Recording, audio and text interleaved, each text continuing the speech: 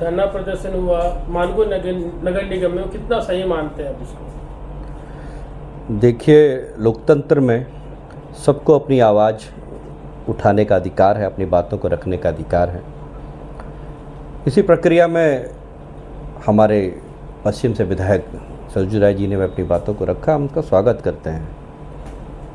मगर जो उनके रखने का तरीका और शैली थी वो प्रश्न चिन्ह खड़ा करता है। आप खुद भी विधायक हैं, इससे पहले भी आप विधायक रहे हैं, और पहली जिम्मेदारी तो आपकी बनती है। अगर कोई अनियमितताएं हैं और साफ़ सफाई नहीं हो रही है, पानी की व्यवस्था नहीं है, तो आपने इतने सालों में क्या किया? तो प्रश्न चिन्ह तो सबसे पहले आपके ऊपर उठता है। मगर जिस शैली में और जिस तरीके से आपने मानगो की प्रथम महिला और प्रथम मेयर के ऊपर में सवाल उठाएं और जो शैली का आपने उपयोग किया, उस पर हमारी आपत्ति है। ये आपको शोभा नहीं देता। आप एक बुज़ुर्ग हैं और अपनी बहू बेटी के ऊपर में इस तरह से बातें करना कि आप, एक तो हमारी मेयर ने बड़ा दिल दिखाते हुए सैलरी नहीं ली, इसलिए नहीं ली कि उस पैसे से उस क्षेत्र का विकास हो, लोगों को की मदद हो सके। ऊपर से आप ये कहते हैं कि सैलरी नहीं ली, कोई बहुत बड़ा काम नहीं किया, उससे तो आपका मेकअप उकअप हो सकता था। ये इस तरह की बातों को उन्होंने किया। उन्होंने केवल मेयर का अपमान नहीं किया, बल्कि महिलाओं का भी अपमान करने का कार्य किया है। उनकी मैं कड़े शब्दों में इस चीज़ की निंदा करता हूँ।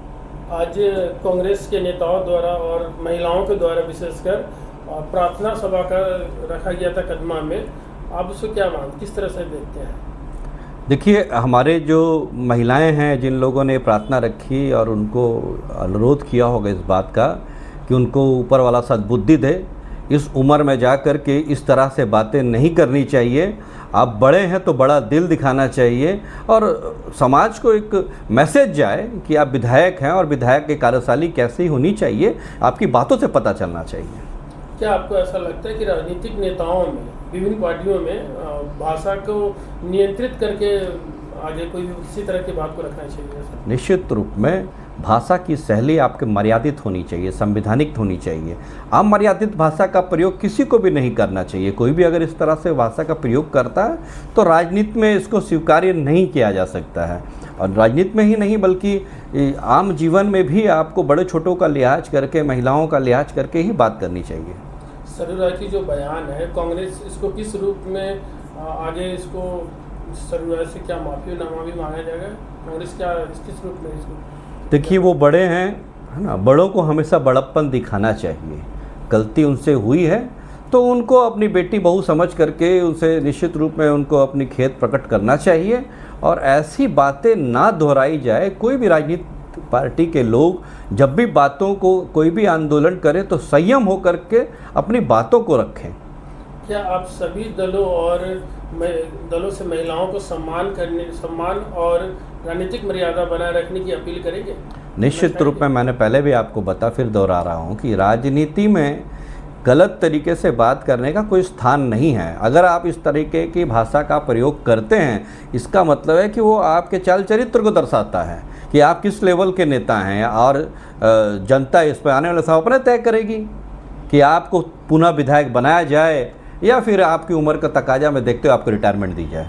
कल जो धरना प्रदर्शन किया गया मानगो नगर निगम में भारतीय जनता पार्टी और जनता दल यूनाइटेड के द्वारा, तो ये कितना सही मानते हैं? क्योंकि वो उस क्षेत्र के विधायक भी हैं, वो बैठ के बातचीत भी किया जा सकता था, तो इस धरना प्रदर्शन करने की क्या मकसद? देखिए, पूरे भारतीय जनता पार्टी और एनडीए, आज पूरे देश की जनता, आपने देखा पिछले दिनों छात्र युवाओं ने किस तरीके से विरोध किया, तो आज पूरे तरीके से एनडीए की सरकार को हमारे देश की जनता नाकार रही है। इनके कार्यशैली अब जनता के सामने आ चुकी है। इनके पास मुद्दे नहीं हैं रखने के लिए, जनता के समक्ष अपनी बातों को रखने के लिए। और जहाँ तक पूर्वी पश्चिमी विधायक जी का सवाल है, तो कई सालों से वहाँ विधायक है, इससे पहले भी विधायक रहे हैं। वहाँ का क्या स्थिति थी देश जान रहा है, दुनिया जान रही है, हमारे क्षेत्र के लोग जान रहे हैं। आदरणीय बंडा गुप्ता जी ने अपनी पहल से फ्लाईओवर बनाया और फ्लाईओवर को भी रोकने का, अवरुद्ध करने का कार्य माननीय विधायक जी द्वारा किया गया था। फिर बाद में फिर बंडा गुप्ता और सरकार के हस्तक्षेप के बाद फिर उसका कार्य प्रगति पे अभी शुरू हुआ है। कल जो धरना प्रदर्शन हुआ है, आपको क्या लगता है कि जो मानगो नगर निगम में 4 महीना में जो कार्य हुआ उससे आप संतुष्ट हैं?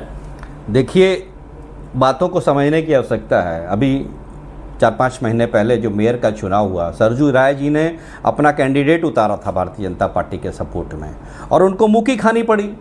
उस क्षेत्र की जनता ने आदरणीय बन्ना गुप्ता और मेयर सुधा गुप्ता जी के पक्ष में मतदान करके एक तरह से सरजू राय को नकारा। तो अब वही कष्ट उनका जो है सामने आ रहा है, और वो धरना प्रदर्शन करके फिर से बने रहने की जनता के समक्ष जाने का प्रयास करें। उनको लगता है कि 2029 में अगर चुनाव होगा तो हम हार जाएंगे, क्योंकि उन्होंने पिछले 2 सालों में काम तो कुछ किया नहीं है। तो जनता ने उनको नकार दिया और बन्ना गुप्ता और सुधा गुप्ता के नाम पर मोहर लगाई है। विरोध